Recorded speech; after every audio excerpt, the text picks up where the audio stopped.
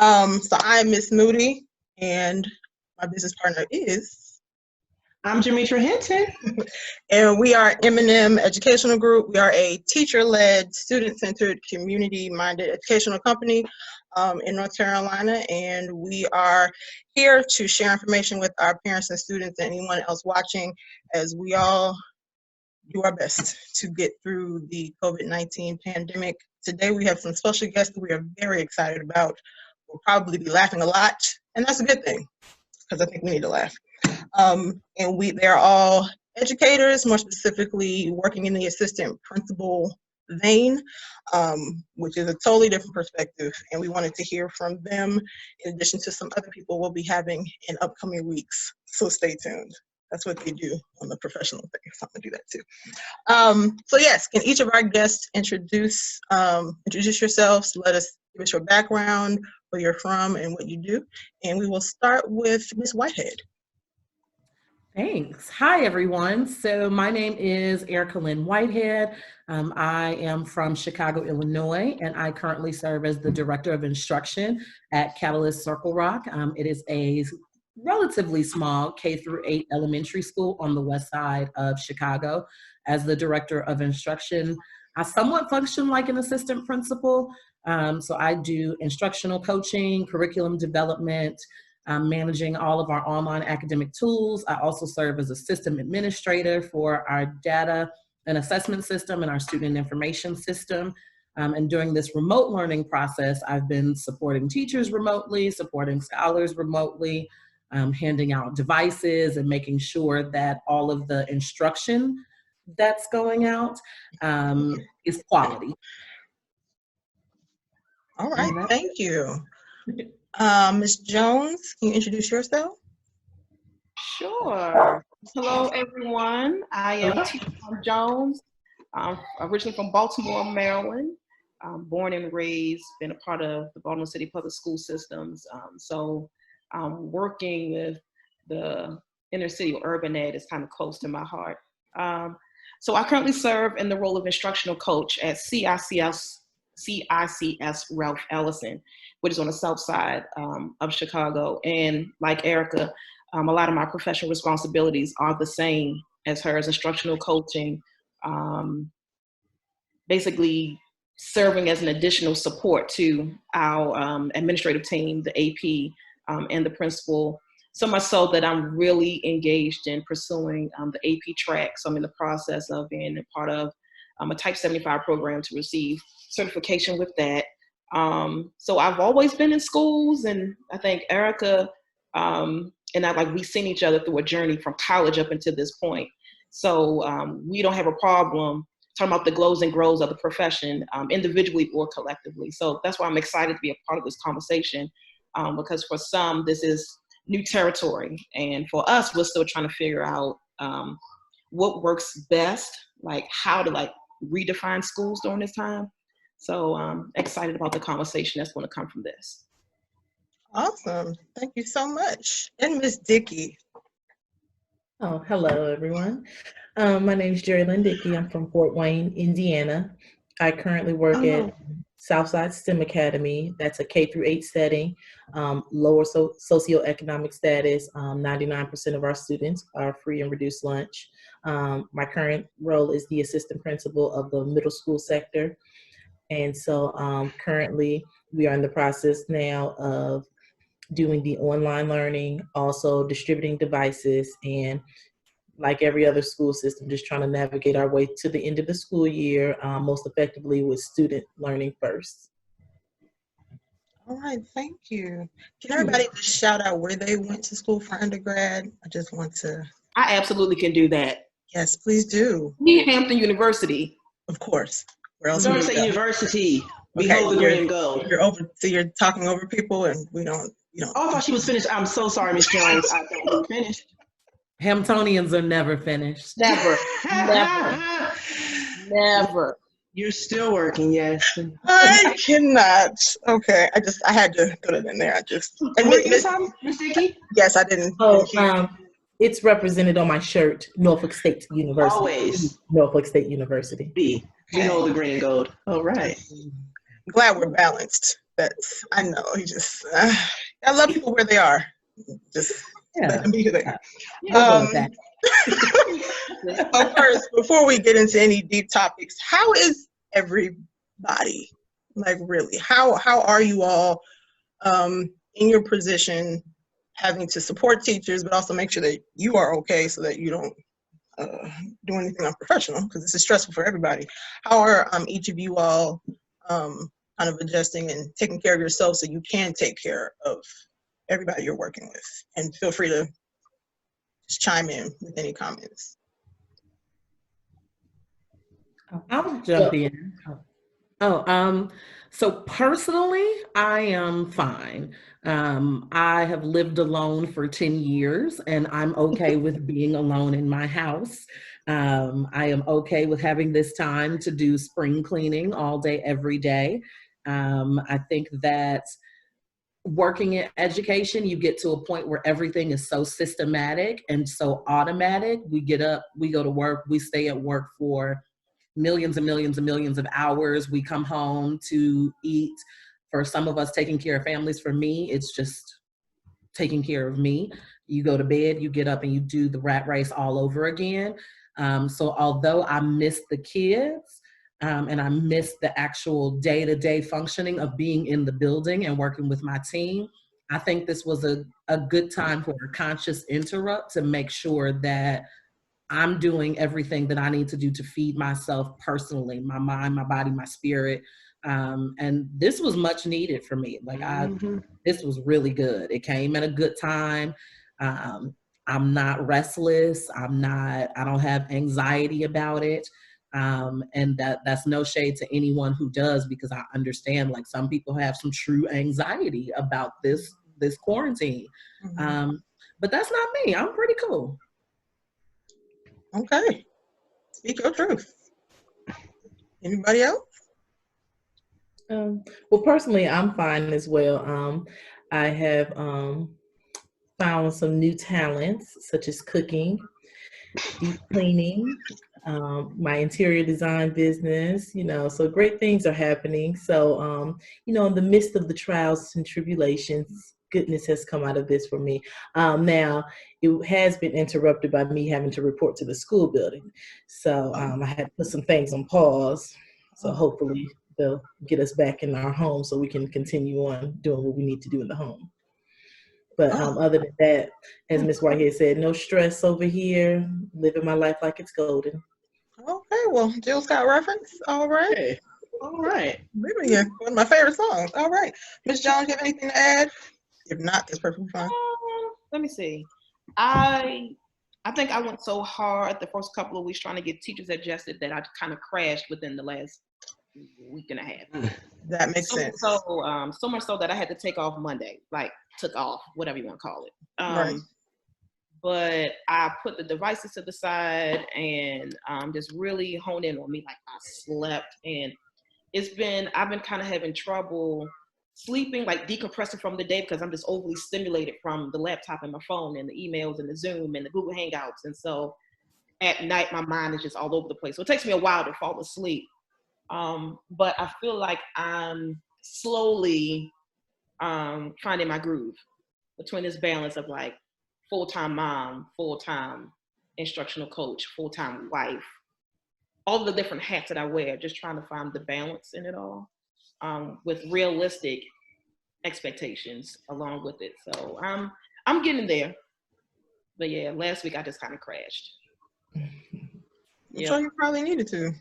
Now, I think we're all having to be honest, whatever space we find ourselves in, we're having to be honest and just let ourselves be whatever we feel like being in that moment. Because there's no need to unnecessarily put extra stress on ourselves because we can't do anything. I mean, schools are out. What are we gonna do?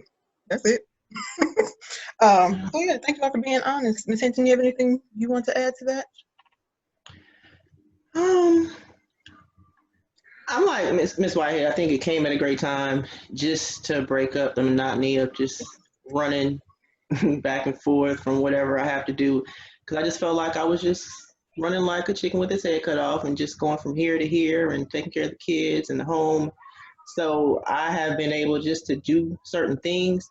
my 5-year-old actually learned how to ride a bike. My husband said, I can't say that if this hadn't happened, she would learn how to ride a bike like right now, because we just don't take time out just to, enjoy each other, just to rest, just to think, meditate, or what have you. So I have to say I'm enjoying it because I just don't have to leave the house. I don't have to drive and commute and do all this. So I'm enjoying it. Well, all right. And you're living your life like it's golden as well. Not quite, but I'm trying to get there. Okay. It's more silverish, grayish. Yeah, let's say Okay, that. I'll stick with the silver and the gold. All right, let's get into the questions. And again, please be, honest. We want to share kind of realistic information with parents and students, because we know they're being bombarded, as are you, with information. As the state makes changes and as the government makes changes, we just kind of want to offer some support to parents that's realistic and that's grounded, so that they can kind of focus and just take it from day to day and just get through the day. So hand it over to Ms. Simpson. And as we're going through, if you just want to jump in, wherever you fit in or what have you. So if you have something to share, please do so. But as we know, these are unprecedented times, and we just pretty much been thrown into this and just trying to navigate and cope. Honestly, I have to say I'm just taking it one day at a time. But, as administrators, you have a huge responsibility. And first off, I want to say hats off to you all. Yes. I admire you all for everything that you're doing, because this is a huge responsibility for you all. And sometimes, speaking with, different administrators and teachers, they're just honest and say, I don't know. I don't know. We're just getting information on a daily basis. We're just trying to figure it out as we go along. So again, hats off to you. But I think I'm assuming, as administrators, that you have to keep in mind that you have to have realistic expectations and what you can expect from, different individuals, whether it's, you administrators yourselves, what you expect from teachers, from parents, from students during this time. Before you can go into the classrooms, do your observations, make sure teachers are doing, during the teaching, and, everything is put in place. But right now we have to be mindful. This is a huge transition for a lot of people. And, what you've expected from them in the past, it pretty much had to transform in a bit. So if you can just kind of touch on that and, speak with us as far as, are you expecting your teachers to be online for 3 to 4 hours every day, or students Zoom in every day and making sure they get their homework on time? And are you making sure, expecting parents to make sure they check their emails 2 and 3 times a day or what have you? But what type of expectations are you putting in place for everyone? Okay, I'll start. So for our specific district, we're doing learning phase packets, and it's actually 4 packets. It began March 17th once the closures of schools was announced for Virginia, and it's going to go through June 5th. So the learning packets covers between 2 to 3 weeks of material. So the other assistant principal and the principal and myself, we've been at the schools distributing packets. So we're currently on phase 3, where we have now required for the parents to bring back the other 2 phases. The custodial team is working on disinfecting those so the teachers can come pick them up and begin grading. So how we are counting whether the student is going to be promoted or retained to the next grade level, we're taking the first 3 quarters average, because that's when they were in school. In the 4th quarter, we are going to give an I for incomplete or a P for pass, and that's based on the learning packets. For the middle school level, I'm personally requiring all of my middle school teachers have Google Classrooms in which they have to post supplemental activities and additional activities in addition to the learning packet. And they are required to Zoom with their students twice a week for a minimum of 45 minutes.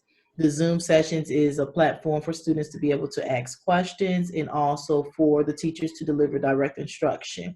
So as of date, 100% of my middle school teachers now have their own Google Classrooms, and they have a set Zoom schedule. Now, before we handed out devices, we just started handing out devices this past Monday. The attendance, if a teacher had around 60 kids throughout all their classes, maybe 9 students would have been present. So recently, one of my math teachers just stated out of her 51 students, she had 21 show up since we've been giving out devices. So that was really a good thing, that the devices have actually been put to use, and the families are really coming out there today yesterday and Monday. We had a line. We began distributing devices at 10:30. The line was through the parking lot. So it's just a good thing that the parents and the students are taking advantage of the free devices. Now, the next thing we're working on is giving out free hotspots through the district. So as of right now, most of our families do have internet access, but for the ones who don't, we're trying to work with the Cox Cable and get a package together for those families to have access to the internet as well. So I can say the teachers, it's been an adjustment for them because I had to remind them this is not vacation. So every other Friday, your check hit the account. So you're required to log in every day from 10 to 2 to address student and parent concerns, answer any questions, and just be available. So those are their set office hours. They also have to turn in a weekly supplemental plan to let us know what material they're covering, what resources they provided to the students, and what objectives that they're providing direct instruction. So if they're not available from their office hours, not doing the supplemental plans, and not in constant communication with their families, then we go to the next phase, which we go ahead and submit LWOP, which is leave without pay. Because once again, I stated this is still their job and they are responsible for fulfilling their contractual requirements. So it's going well. The family and around 95% of our students are walkers.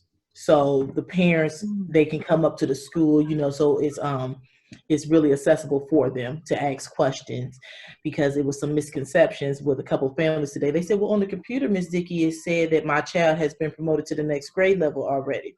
So I said, well, no, go on and tell everybody in the park that you are not promoted until the learning packets are submitted and you have completed all your assignments. I said, so I don't care what the computer says, just know that Ms. Dickey said, I don't want you to be back in that same color shirt next year.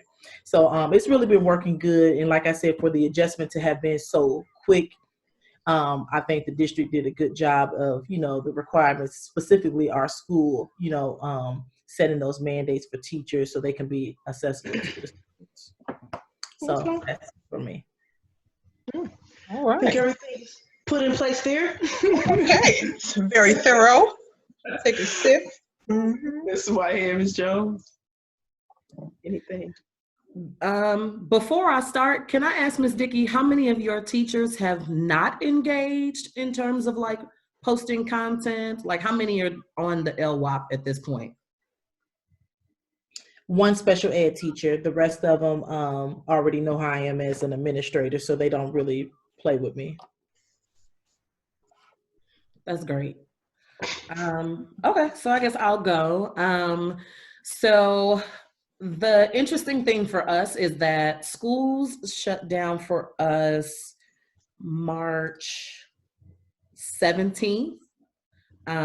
So we were supposed to have March 16th where we get a plan together, and then that next day was supposed to be the last day of school. Well, our kids were already out of school on March 16th for an institute day, not an institute day, just like a free day that the network gave us to kind of break up the monotony of not having any holidays during that stretch towards spring break. So that was really tough for us because we had to literally create a plan on the fly. So we did a distribution of work packets, and that got us enough work for 2 weeks. So parents came into the building. We had teachers put together 2 weeks worth of work. The parents were able to come into the building and get those packets. Once the governor officially launched remote learning for us, we got together a plan to distribute devices. So we have 512 scholars in our building. We've given out 404 devices. So we were pretty pleased about that. And we were only able to do that because we sent a text survey to all of our families. And with the response, the kids who did not come get a device already have a device in the home that they have access to and can use the internet with. So 100% of our scholars have devices that they can use. So we're excited about that. Our kindergarten through 4th grade classrooms elected not to use Google Classroom. We did give them a choice. They felt like Google Classroom would be a little bit too difficult, number one, for them to learn, but also for the kids to learn. So we have what's called Class Dojo, and it's like a classroom management system when we're in the building, but there's also the school story and the class story where we can post communications. So teachers create weekly lesson plans, and those plans are posted on the dojo for kindergarten through fourth grade classrooms, and it tells them the work that they're supposed to do each week. Kindergarten through fourth grade teachers are signed up for Class Kick, so all of the kids submit their work via Class Kick. The kids can insert text boxes to write their responses, or they can leave voice recordings and send those to the teachers. The teachers can also submit voice recordings for lessons and post those for the kids. So that's been working well. Our 5th through 8th grade teachers were already using Google Classroom when they were in the building, so that was a much easier transition. So they are supposed to post all of their work on Google Classroom either every Monday by 9 a.m. or every day by 9 a.m. Most teachers, with the exception of like one, K through 8, post their work, all of their work for the week on Mondays. And then the work is just due when it's due. But by the end of the week, it needs to be turned in. In terms of kind of tracking engagement, we have a Google Sheet where teachers just go and click a checkbox for each kid to say whether or not they've been engaged. And we track full engagement and partial engagement. So full engagement is you've done your reading, math, and science work for the week. Social studies if you're 5th through 8th. For kindergarten through 4th, social studies right now is just gonna be like a wash for this last quarter. So we can tell who's completing what work, who's completed all of the work or who's completed some of the work. And then at the end of each week, our culture team reaches out to kids who've been partially engaged or not engaged at all to hopefully get them re-engaged for the next week. So since we've started, we've maintained probably like an 88% engagement rate. That is not 88% fully engaged. That's just 88% engaged, period. So that's kind of where we are. We have some issues, a lot of issues, but it's been much more manageable than even I expected. Mm-hmm. Okay. Good to hear. I'm sorry, go ahead. Oh, no, I was just saying, did you have anything to Oh, okay. add? Yeah, absolutely. So currently, 100% of our teachers are utilizing Google Classroom as kind of like the lesson plan drop spot. So let me just make this disclaimer. My school is a union school. And so there are some things contractually that they're kind of like renegotiating because we're in a new setting. And so that poses a problem at times. But anyway, so we're using Google Classroom, and teachers have 1 hour of Google Hangouts with class sessions, and then there's an hour of office hours. But technically, we are on the clock from 8 till about 3:30, where we're just supposed to be available for email responses, if kids chime in, if parents, whatever it is. Our correspondence has to be timely within an hour. So we are literally doing the work. This is every day. I know some schools have the option of recording their lessons, but we go live in our Google Hangouts with the option of using the other tech resources, YouTube clips, whatever it is that kind of draws them in. I think when it comes to engagement, and I just had this, led this session with my content team yesterday where I brought in Erika, we were just kind of talking about redefining engagement. For some people, engagement means, when it comes to the virtual setting, engagement is like, all of my kids are showing up. But the way that Erika phrased it is kind of like something is better than nothing. So if a parent reads a newsletter, that's engagement. If someone responds to the remind that we sent out, that's engagement. If they submit the homework, but they don't come to your hangout, that's engagement. And so that takes, it took a little time for some teachers to even accept that, because in their minds, how can you complete this work without me? But kids are doing it. And I think that this pandemic is bringing a lot of things to the surface, like it's exposing like some flaws and some grows that probably some teachers didn't want to like admit, but some teachers really aren't that tech savvy. So hearing Erika talking about teachers who were struggling with Google Classroom, I'm just like, how? Seems pretty basic to me. But I get it. You know, if it wasn't your norm, if it wasn't your thing, then this is all new. Zoom is new. Google Classroom is new. Spreadsheets are new. So we're just trying to figure out, what does accountability look like, especially when you keep kids first, like holding kids accountable, holding teachers accountable, and then the parent piece. At the high school level, parental involvement is almost non-existent. So you would think that during the pandemic, we just had parent-teacher conferences. Out of the English team, only 8 parents showed up. You would think that like parents would like show up, like want to know, but in their way, it just looks differently, you know? So we just have to be open to this newness of this virtual setting, and the same grace that we want for ourselves, extending that for our kids and their families. So that's kind of like where we are. Just making sure that we're available, that there's accountability, but that we're also pushing our kids forward. So we want to be intentional about the lessons that we bring to kids, so that when they move to the next level, even if it's post-secondary, for our seniors who are just, like, even that's a whole new conversation of our seniors within our building. Like, they checked out, but how can I need you to check back in. So just navigating those waters of like the high pass and the pass and the grading system and an incomplete, and what does an incomplete look like at the high school level, online credit recovery, night school, like what does all of that mean? So making sure that teachers don't check out as well. Right. So those are just the things. And I think it was you that said, Ms. Hinton, about, what did you say? Yeah, what did I say? You were talking about, let's see, clearly I forgot, huh? What did you say, girl? What did you say?